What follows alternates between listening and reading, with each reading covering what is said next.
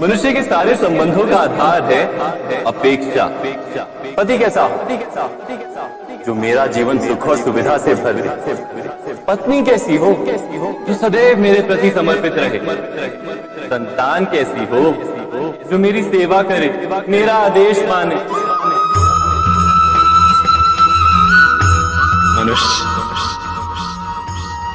मनुष्य उसी को प्रेम भी कर पाता है जो उसकी अपेक्षा पूर्ण करता है। और अपेक्षा की तो नियति है भंग होना। कैसे? क्योंकि अपेक्षा मनुष्य के मस्तिष्क में जन्म लेती। कोई अन्य व्यक्ति उसकी अपेक्षाओं के बारे में जान ही नहीं पाती। पूर्ण करने की प्रामाणिक इच्छा हो तब भी कोई मनुष्य किसी की अपेक्षाओं को पूर्ण नहीं कर पाता। और वहां से जन्म लेता है संघर्ष। सारे संबंध संघर्ष में परिवर्तित हो जाते। पर मनुष्य अपेक्षा को संबंध का आधार ना बनाए और स्वीकार करे केवल संबंध का आधार, तो क्या ये जीवन स्वयं सुख और शांति से नहीं भर जाएगा? स्वयं विचार कीजिएगा।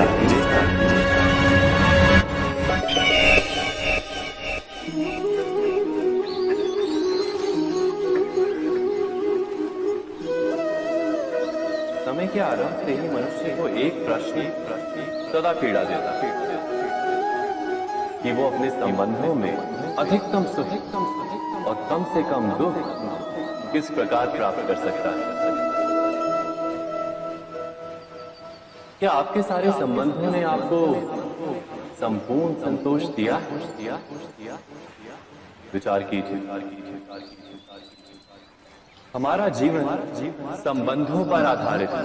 हमारी सुरक्षा संबंधों पर आधारित है। इसी कारण हमारे जीवन के सारे सुखों का आधार भी संबंध।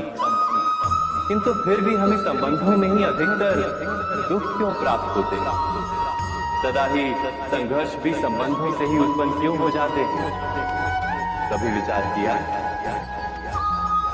जब कोई व्यक्ति किसी अन्य व्यक्ति के विचार अथवा कार्य को स्वीकार नहीं करता, उसमें परिवर्तन करने का प्रयत्न करता है, तो संघर्ष जन्म लेता है। अर्थात जितना अधिक अस्वीकार उतना ही अधिक संघर्ष, और जितना अधिक स्वीकार उतना ही अधिक सुख।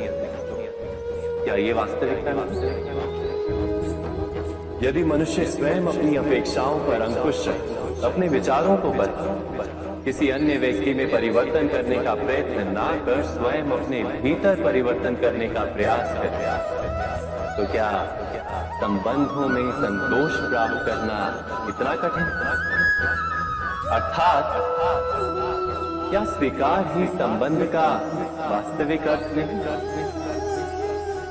स्वयं विचार कीजिए।